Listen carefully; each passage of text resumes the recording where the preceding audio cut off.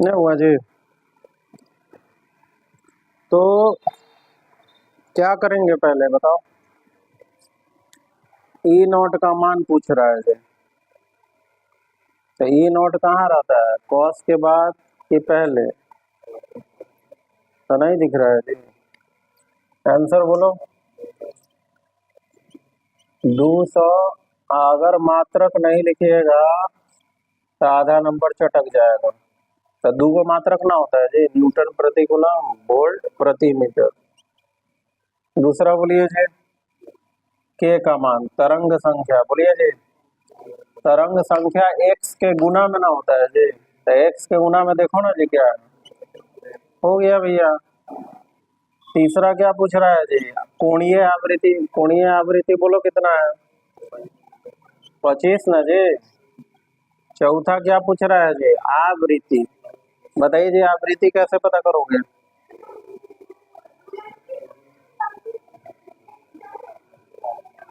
हम्म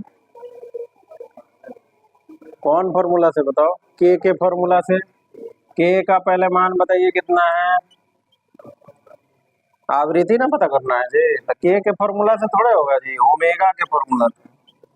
omega का formula कितना है, 25। और ओमेगा होता कितना है जी, 2 पाई फ्रीक्वेंसी। तो फ्रीक्वेंसी नहीं पता चल गया जी। हो गया भैया, हट। हो गया। आपको हल करना है और हल कर दीजिए, ऑब्जेक्टिव में भी पूछा है जी। बोलिए जी, लैम्डा कैसे निकालेंगे? के बराबर कितना है जी? के का फॉर्मूला क्या है जी? तो लैम्डा बराबर कितना जी? तो कॉट शॉट के कितना आ गया जी, देखो 1 मीटर। लैम्डा का यूनिट क्या है जी, मीटर। लंबाई है ना जी। अच्छा, छठवा चीज में क्या पूछ रहा है जी, देखो तो वेलोसिटी। अब वेलोसिटी का तो 3-4 को फॉर्मूला पढ़ा है जी कल। तो बताओ कौन सा लगेगा भाई? भाई लग जाएगा, नहीं लगेगा? न्यू पता है कि नहीं पता है? बताओ कितना है। 25/2 पाई। और लेमडा कितना है? तो या नहीं गया जी, मीटर पर सेकेंड। अच्छा, कभी कभी क्या है, एग्जाम में आवृत्ति नहीं पूछेगा, तरंग दैर्घ्य भी नहीं पूछेगा, सीधे वेलोसिटी पूछ देगा। तब होशियार आदमी वही फॉर्मूला इस्तेमाल करेगा कि दूसरा जी। और ये तो कल पढ़ाए थे जी। तो सीधे भाई वो में इससे आसानी से निकलेगा कि इससे? तो 1 नंबर में पूछ चुका है जी। अब 1 नंबर में पूछा है, मान लो गधा आदमी पहले लेमडा निकालेगा तो अब आवृत्ति निकालेगा, तब तक तो 5 को क्वेश्चन बन जाएगा जी। तो सीधे ओमेगा देख लो भैया, के देख लो, भागा कर दो, कॉलम भी नहीं उठाना पड़ेगा। फिर क्या पूछ रहा है जी, फेज। बोलो जी जल्दी, कितना फेज है? 5/6। 8वां नंबर में बी नॉट पूछ रहा है। तो कल याद कीजिए, आपको पढ़ाए थे भी बराबर क्या होता है जी, E/B। तब नॉट पूछ रहा है तो यो नॉट कर दो दोनों में। तो बी नॉट बराबर कितना जी, भी बी नॉट। अच्छा कितना हो गया देखो, ई नॉट भागा भी। तो ई नॉट नहीं पता है जी, वेलोसिटी नहीं पता है जी। बोलो जी। 400 पाई/25। 25 को 400 से भागा दीजिए, 400 को 25 से। बोलो जी कितना? 8 होगा कि 16 होगा रे गधा? इस करने जाइएगा, काहे पूछा। तो देख लीजिए भाई, इसका मतलब है कि आपको हर चैप्टर सेम ध्यान से पढ़ना चाहिए कि अलग अलग है? सेम ध्यान से। तो इसमें पहला अध्याय क्या है जी, द्विक प्रकृति। दूसरा था, आप पढ़े होंगे जी जीवन में कभी ना कभी, नहीं पढ़े हो? कहाँ? केमिस्ट्री में। तो जो पढ़े हैं उनको और मजा आएगा दोबारा पढ़ने में। चौथा क्या है जी, आप पांचवा क्या है जी? तो देखिए, संचार तंत्र जो है सीबीएसई 4 साल पहले हटाया था, 4-5 साल पहले हटाया है। बिहार बोर्ड पिछले के पिछले साल हटाया है। लेकिन हटाने के बाद में बताइए वो क्वेश्चन पूछा था उसी साल जिस साल हटाया था, तो इसमें हम बता देंगे, उसी में बता देंगे। तो एक वो आपका चैप्टर का लोड अब क्या है जी, कम। अब इसमें हम पढ़ाएंगे क्या, कौन सबसे पहले फिजिक्स वाला जो अध्याय है वो पढ़ाएंगे, यानी कि द्विक प्रकृति और अर्धचालन। सबसे लास्ट में क्या पढ़ाएंगे जी, रसायन वाला, परमाणु और नाभिक। तो सबसे पहले हम लोग अध्याय संख्या 13, 13 ना हुआ जी, 13, 14, 15, 16, 17, तो 13वां अध्याय हम लोग शुरू कर रहे हैं। लिखिए अब, पदार्थ का अंग्रेजी क्या होता है जी, मैटर। आप विकिरण समझ रहा है जी, रेडिएशन की द्विक, द्विक मतलब डुअल प्रकृति। तो सबसे पहला टॉपिक हम लोग शुरू करने वाले हैं, मैटर तथा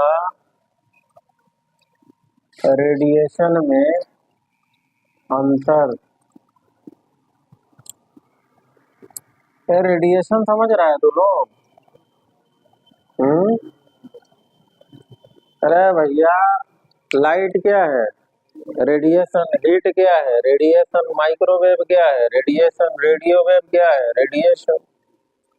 और पूरा ईएम तरंग तुम पढ़े वो सब क्या है, रेडिएशन।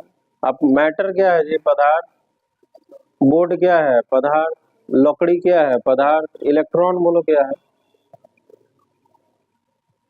इलेक्ट्रॉन क्या है, पदार्थ है कि रेडिएशन है, पदार्थ है ना है जी। इलेक्ट्रॉन लाइट थोड़े है जी। तो फिर इसे बनाइए, जल्दी बनाइए, तो यहाँ तक पहुंचिए जरा जल्दी, तनी अंतर देख लिया जाए।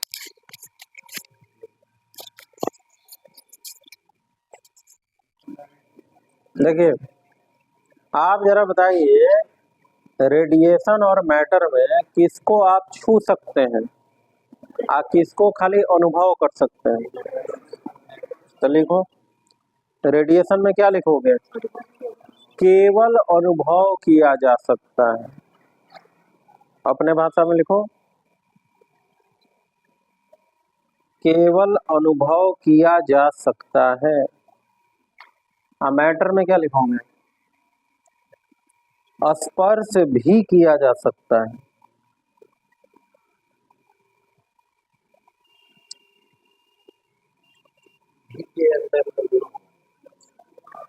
हाँ, पदार्थ को अनुभव नहीं कर रहे हो, अनुभव नहीं किया हो, स्पर्श स्पर्श भी किया जा सकता है। और बताओ जी अंतर, बोलो दोनों में। अरे प्रकाश में और इलेक्ट्रॉन में क्या अंतर है, वही पूछ रहा है, रेडिएशन और मैटर में और क्या अंतर है जी। आप बताइए, किसके पास द्रव्यमान और आयतन दोनों होगा, किसके पास नहीं होगा? तो अपने से लिखो ना भैया, अपने से लिखो। रेडिएशन में क्या लिखोगे, द्रव्यमान तथा आयतन नहीं होता है।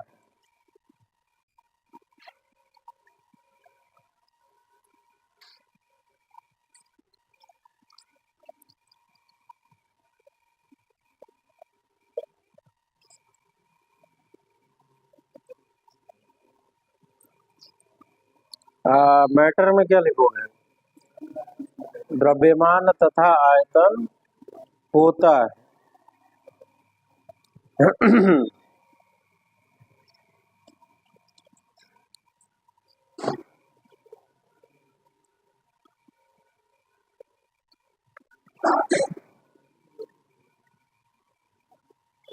और अंतर बताओ जी, किसके पास घनत्व होगा जी, किसके पास नहीं होगा?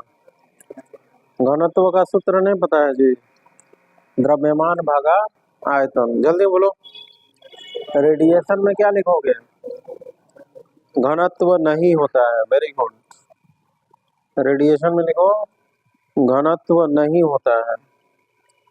मैटर में क्या लिखोगे, घनत्व होता है। लिखो लिखो,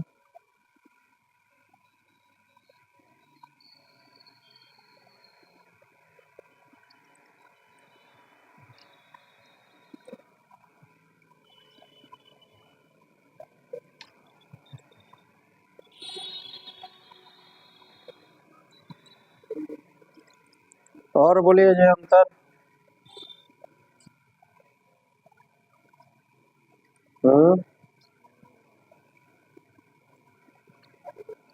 किसके पास गतिज ऊर्जा होगा और स्थितिज ऊर्जा होगा?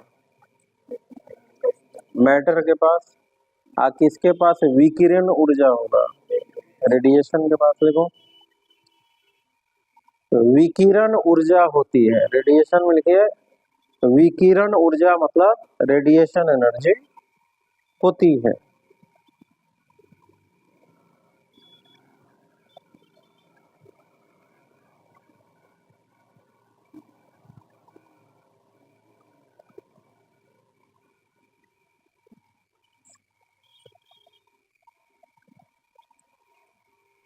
मैटर में क्या लिखिएगा? यांत्रिकी ऊर्जा होती है। यांत्रिकी मतलब गतिज और स्थितिज। मैटर में लिखिए यांत्रिकी ऊर्जा होती है। गतिज स्थिति लिखने से अच्छा है सीधे क्या लिख दें, यांत्रिकी ऊर्जा होती है। हाँ वो भी लिख सकते हैं। और अंतर बताओ जी। हाँ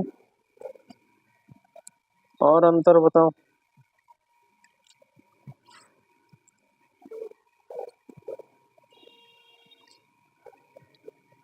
एग्जाम्पल लिखो। रेडिएशन का एग्जाम्पल क्या है जी? प्रकाश।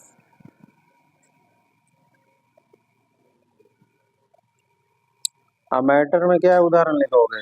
Electron, proton. इलेक्ट्रॉन लिखो। रेडिएशन में एक वो खाली प्रकाश होगा जी, माइक्रोवेव होगा, रेडियो वेव होगा। स्पेक्ट्रम पढ़ाए थे ना जी, वो सब होगा उसमें। जितना ईएम तरंग है वो सब रेडिएशन है। चलिए जी अब चैप्टर का जरा नाम पढ़िए। पदार्थ तथा विकिरण का द्विक प्रकृति। देखिए न्यूटन ने क्या बताया था जी कि प्रकाश क्या है? किरण है। और हाइगन क्या बताया था जी? प्रकाश क्या है? तरंग है। ये अध्याय में वैज्ञानिक क्या बताने जा रहा है जी? सब नया ना वैज्ञानिक है, नया वैज्ञानिक इसलिए ना, इसका नाम क्या है जी? आधुनिक भौतिकी। नया वैज्ञानिक सब बोला कि प्रकाश दोनों है, यानी तरंग भी रहेगा और किरण भी होगा। यानी प्रकाश के पास दोनों प्रकृति है। प्रकाश के पास दोनों प्रकृति है, विकिरण वाला भी और पदार्थ वाला भी। एक चीज और अंतर में छूट गया, दोनों में कौन फैलेगा, विकिरण या पदार्थ? विकिरण। कौन सरल पथ पे गमन करेगा? पदार्थ। तो वो भी लिख लीजिए। रेडिएशन में क्या लिखिएगा? इसका फैलाव होता है। रेडिएशन में क्या लिखिएगा? इसका फैलाव होता है। इसका फैलाव होता है। मैटर में क्या लिखिएगा? सरल पथ पर गमन करता है।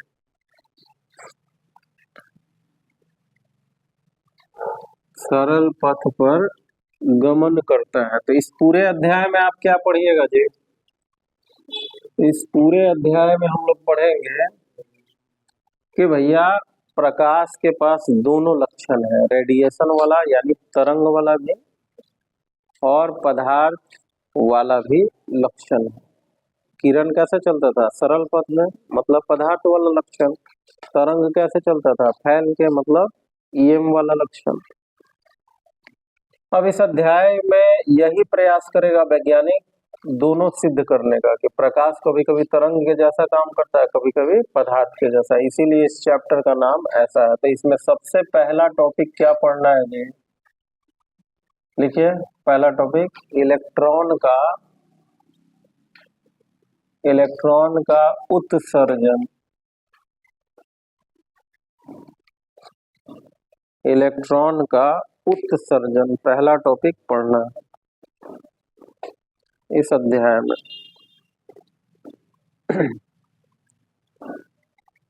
लिखिए जब किसी पदार्थ को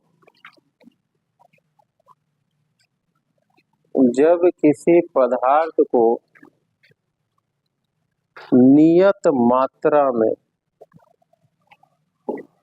एक गधा खाली उत्सर्जन तुम लिखा है, इलेक्ट्रॉन का उत्सर्जन ना बोले हैं लिखने के लिए, देखो बगल में हो।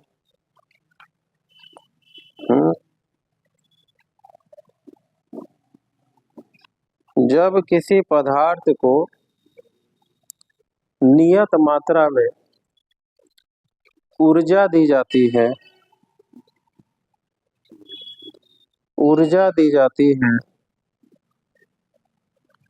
तब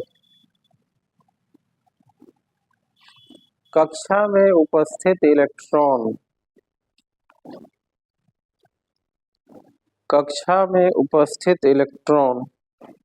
इसे छोड़कर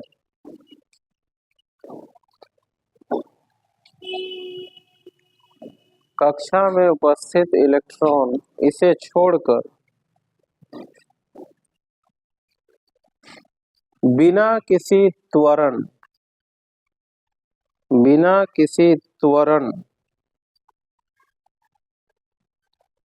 ब्रैकेट में लिखिए वेग लाभ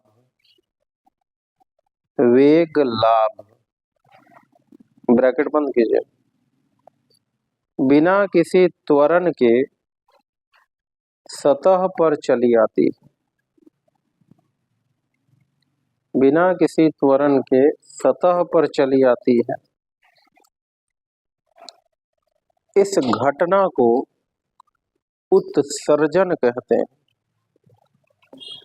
इस घटना को उत्सर्जन कहते हैं। देखिए जी, यहाँ पे एक चीज देखिए, अंग्रेजी में, हिंदी में तो नहीं पता है, अंग्रेजी में दो वर्ड है, एमिशन और इजेक्शन।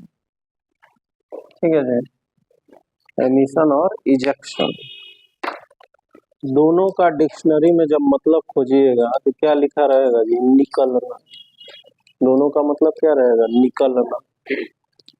लेकिन दोनों के अर्थ में आसमान जमीन का अंतर है। एमिशन का मतलब है आपने ऊर्जा दिया, इलेक्ट्रॉन सतह पर आया, लेकिन उसमें त्वरण है कि नहीं? त्वरण का मतलब नियत वेग से आएगा कि वेग को बढ़ाते हुए आएगा? नियत वेग से। इजेक्शन का मतलब क्या है जी? कि सतह पे आया इलेक्ट्रॉन लेकिन रुका नहीं, तेजी से सतह को छोड़ के बाहर भाग गया, यानी गतिज ऊर्जा आ गई उसके पास। तो दोनों में अंतर आया जी समझ में? तो कौन कराने के लिए हमको खास ऊर्जा देना होगा? इजेक्शन कराने के लिए या एमिशन कराने के लिए? इजेक्शन कराने के लिए। एमिशन न जी, नाप कर ऊर्जा कहाँ देना होगा? एमिशन। अगर आप मनचाहा ऊर्जा दे देंगे तो क्या होगा? इलेक्ट्रॉन तो निकलवे करेगा, लेकिन बाकी जो बचा एक्स्ट्रा ऊर्जा है उससे दौड़ना शुरू कर देता है। और दौड़ाना है कि नहीं दौड़ाना है? त्वरण लाना है। हमको उतना ही ऊर्जा देना है जिसको इलेक्ट्रॉन घोंट कर सतह पर चलाए और कुछ ना करे। तो इसके लिए कम से कम ऊर्जा देना होगा कि ज्यादा से ज्यादा? कम से कम देना होगा। आ गया जी बात समझ में? त्वरण का मतलब आया ना समझ में? अगला टॉपिक लिखो। अगला टॉपिक है कार्यफलन। कार्यफलन को अंग्रेजी में बोलते हैं वर्क फंक्शन। वर्क फंक्शन का चिन्ह देखो जी क्या है, देखो जल्दी क्या है? आई नॉट ओमेगा थोड़े है जी। कार्य जब देख रहे हो तो ओमेगा दिख रहा है जी, जब कार्य आ गया तो डब्लू ना हो गया जी।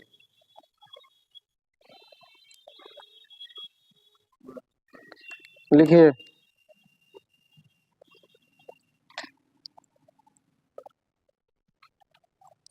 बोले जी।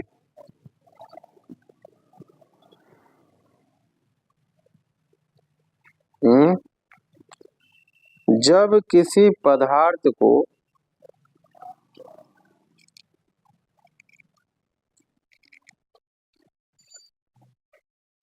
पदार्थ को उसके, नहीं उसके काट दीजिए, जब किसी पदार्थ को भी काट दीजिए, फिर से लिखिए, यह न्यूनतम ऊर्जा का मान होता है।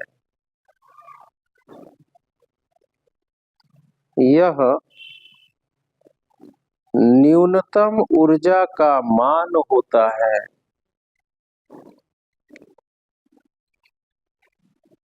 जो यदि किसी पदार्थ को दे दी जाए, जो यदि किसी पदार्थ को दे दी जाए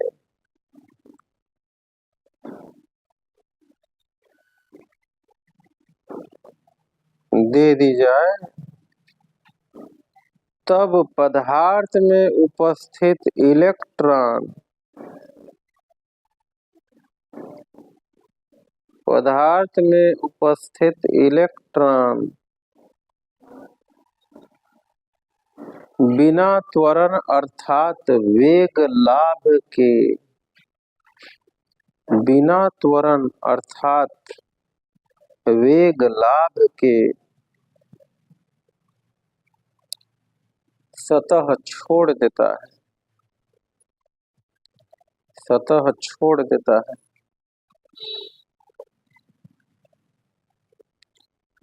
ठीक है जी, यानी घुमा फिरा के इसके पिछले वाले परिभाषा में जो नियत ऊर्जा की हम चर्चा कर रहे हैं, वही नियत ऊर्जा किस नाम से जाना जा रहा है?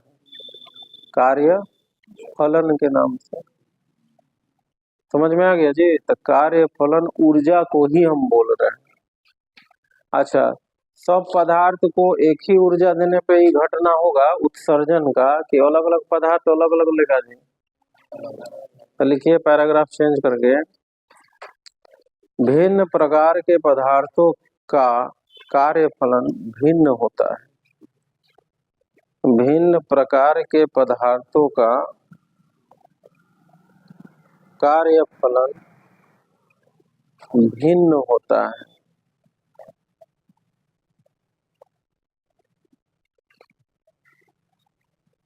भिन्न प्रकार के पदार्थों का कार्य फलन भिन्न होता है। इसी में लिखिए फिर, कार्य फलन का मापन, कार्य फलन का मापन इलेक्ट्रॉन वोल्ट, कार्य फलन का मापन इलेक्ट्रॉन वोल्ट, ब्रैकेट में देखिए, ब्रैकेट बंद कीजिए, कार्य फलन का मापन इलेक्ट्रॉन वोल्ट में होता है, इलेक्ट्रॉन वोल्ट में होता है। इलेक्ट्रॉन ईवी, अब ईवी लिखिए, इलेक्ट्रॉन वोल्ट यानी ईवी। अब इलेक्ट्रॉन वोल्ट बोले तो खाली ईवी लिखिए। ईवी ऊर्जा का मात्रक होता है, ईवी ऊर्जा का मात्रक होता है। अब देखिए जी, आप लोग पहले से क्या जानते हैं, ऊर्जा का क्या मात्रक होता है? जूल। लेकिन प्रायोगिक मात्रक करके भी कोई चीज होता है ना जी? तो कार्य फलन का होना चाहिए जूल, लेकिन है क्या? Electron volt. एक इलेक्ट्रॉन वोल्ट बराबर कितना जूल होता है जी? ये तो रसायन में पढ़े होगे जी तुमको, इलेक्ट्रॉन वोल्ट। तो ये भी सवाल पूछ चुका है जी परीक्षा में, इसमें से कौन ऊर्जा का मात्रक है? तो सब खोज रहा था जूल, मारना क्या था? Electron volt. तो इलेक्ट्रॉन वोल्ट याद रहेगा जी? अरे भैया, वोल्टेज का फॉर्मूला नहीं पढ़े हो? और W बराबर क्या हो गया? क्यू भी। अगर एक चार्ज की जगह पे एक इलेक्ट्रॉन है तो ये भी नहीं हो गया जी? जो कार्य होती है वही ना ऊर्जा होती है जी, तो वहीं से ही आया है। ठीक है जी। अब देखिए जी, कोई दिक्कत है कार्यफलन में? ठीक। अब कुछ पदार्थ का कार्यफलन हम लिख रहे हैं, जैसे इका लिखे हैं जी, तो पढ़िए तो।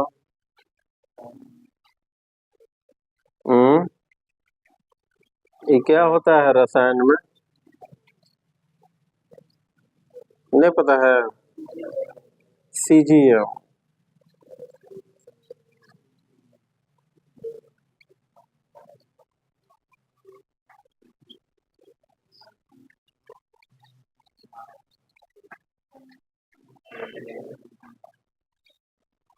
तो आप जरा बताइए सीजीएम का कार्यफलन कितना है?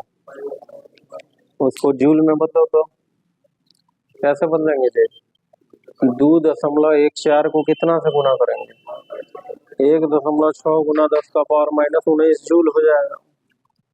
नहीं, इलेक्ट्रॉन के मान से गुना कर दीजिए, हो गया जूल में। जूल को इलेक्ट्रॉन वोल्ट में बदलना हो तो भागा कर दीजिए, वो भी पूछ चुका है बिहार में। अब यहाँ देखिए जी, सीजियम का कार्यफलन 2.14 इलेक्ट्रॉन वोल्ट है। इसका क्या मतलब है कि इसको इतना ऊर्जा से ज्यादा चाहिए कि कम? इतना ही चाहिए। इससे ज्यादा दीजिएगा तो क्या होगा? उत्सर्जन होगा कि इजेक्शन होगा? इससे कम दीजिएगा तो कुछ नहीं होगा। अच्छा, इलेक्ट्रॉन को क्यों ऊर्जा चाहिए जी बाहर आने के लिए? ये तो रसायन में पढ़ाया होगा जी। क्योंकि इलेक्ट्रॉन की कुल ऊर्जा ऋणात्मक होती है कि धनात्मक? रसायन वाले बताया ना, ऋणात्मक, यानी कर्ज में रहता है इलेक्ट्रॉन। परमाणु पढ़वे करेंगे बाद में, फिर ऊपर बताएंगे, रसायन वाला सब है। तो कर्जा समाप्त करने के लिए बाहर से देना होगा ना। ठीक है जी। आज सबसे ज्यादा कौन ऊर्जा घटेगा जी? देखो तो प्लेटिनम।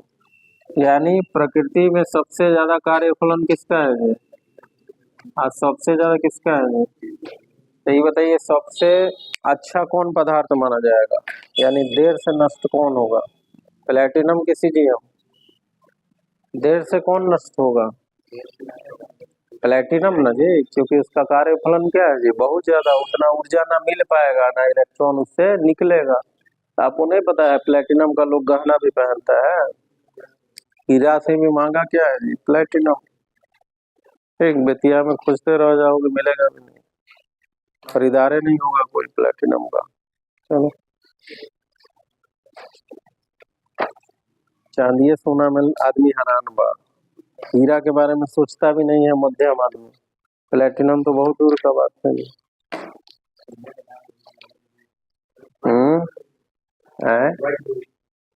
हाँ, व्हाइट गोल्ड, सफेद सोना। हाँ, प्लेटिनम वो कोनो चीज से नहीं करेगा, वो नाले में तो रख दो, 50 साल बाद भी निकालोगे नाले के बाद तो वैसे ही रहे।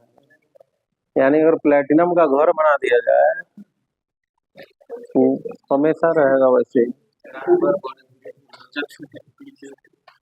प्लेटिनम का घर थोड़े बनेगा जी, उतना पैसा चाहिए ना। अंबानी तो खरीदे नहीं करेगा, तो आम आदमी का क्या है?